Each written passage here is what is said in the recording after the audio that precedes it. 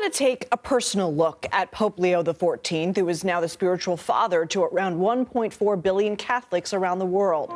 In his hometown of Chicago, a special mass was held at Holy Name Cathedral today in celebration of the first American pope being elected to lead the Catholic Church. Many people back in the Windy City know him as a friend or family member. For our next guest, he's a brother. Louis Prevost joins us now from Florida. Louis, thanks for being here. Well, glad to be here. Thanks for getting in contact with me. Louis, take us through the moment when you found out your brother was elected pope. You don't want to know the dirty details. We do. Obviously, it happened yesterday. Well, okay, I'll give you the nitty gritty. Yesterday, I was under the weather. I kind of called in sick to work. Thought I'd stay in bed, relax, rest up, sleep till like 10, 11, 12 o'clock, just to recover. And my wife calls me from work and said, "Hey, there's white smoke. There's white smoke." That was about 10:30 or so. Woke me up, fine. Okay. And then it dawned on me, white smoke. Oh, that means they've picked a pope. So I grabbed the remote for the TV, turned the TV on, and I just laid in bed, just watching because, okay, let's see what happens. And waited and waited and waited. Okay, the blah, blah, blah, the talking. Will you just tell us who's the pope now? And inside, the tension is building. It's been building since Pope Francis died, because we always knew that Rob had a chance. He was a cardinal. He had a chance to be pope, a pretty good chance.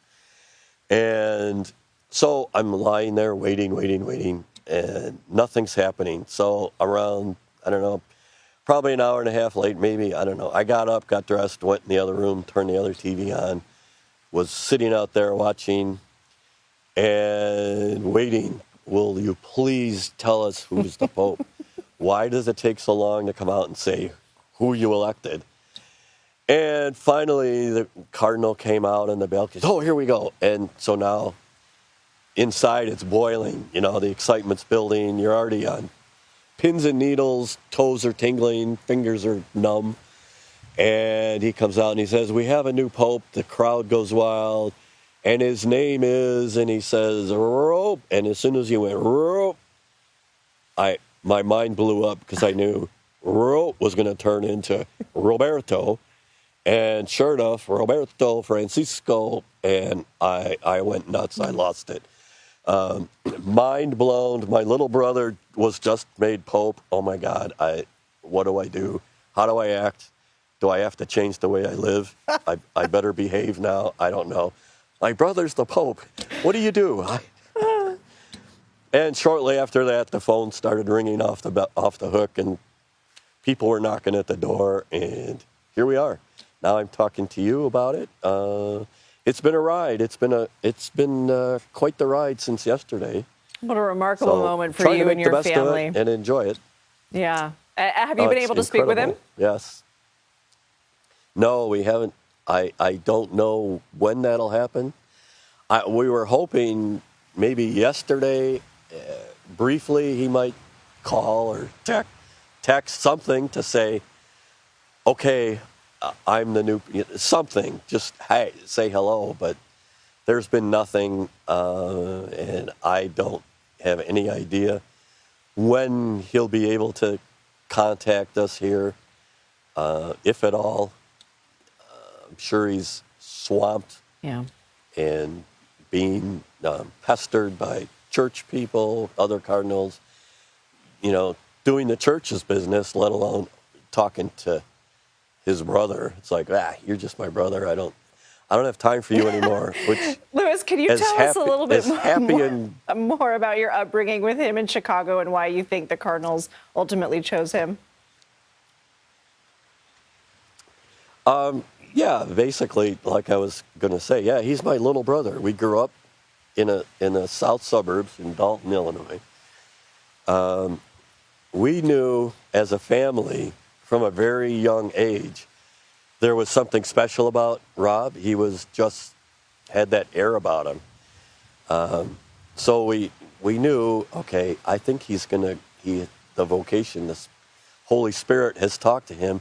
He's going to be a priest. And while I was out playing boy games, whether it was baseball, cops and robbers, tag, flashlight, whatever, kid games, Rob used to like to play priest.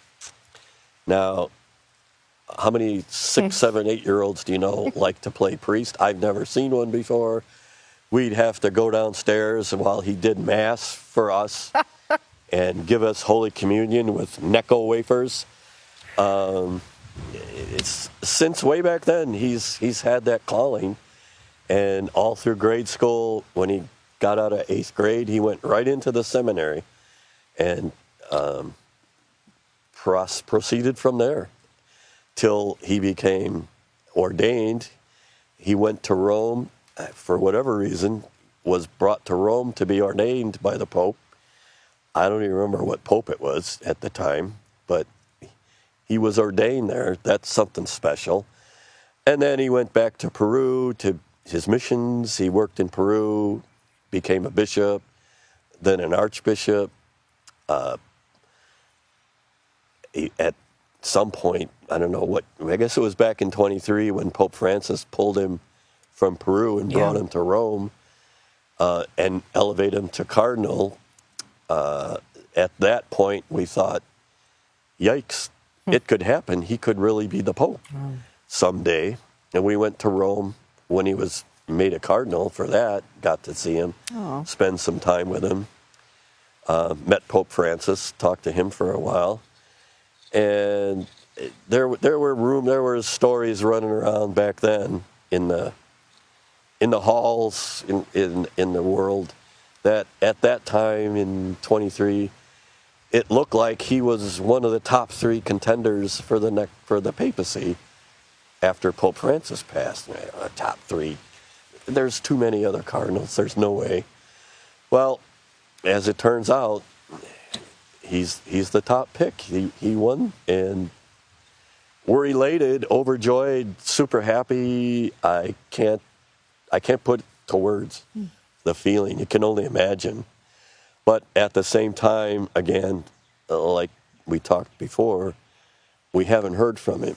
Is this position going to take him away to where we don't see him anymore? We can't talk to him like we used to anymore? We don't know. It's a new life. He's not Rob anymore. He's Leo XIV. Does that mean, as his brothers, we're like outsiders now because he's on top of the church and he's got more important things to do than family? I don't know. I sincerely hope not. I don't think it will turn out that way. But well, Louis, we've heard he may stories be Leo that now Francis to the rest of was the never world. able to go back. I think he'll always be Rob to you, but we are elated for you and your family. Yes. Well, thank you. But yes, he will always be Rob. If, like I said, I was telling someone else, if we do get over there and do get to meet him, I'm still going to treat him like my little brother. I'll give him a hug. I'll say, Rob, you idiot, what have you done? Take his hat off and give him a noogie. Maybe just don't tousle like his older hair. brothers do to their younger brothers. Maybe not everything for a younger brother. Louis Prevost, we have so appreciated our chat with you. Thank you so much. Oh, you're welcome. Thank you.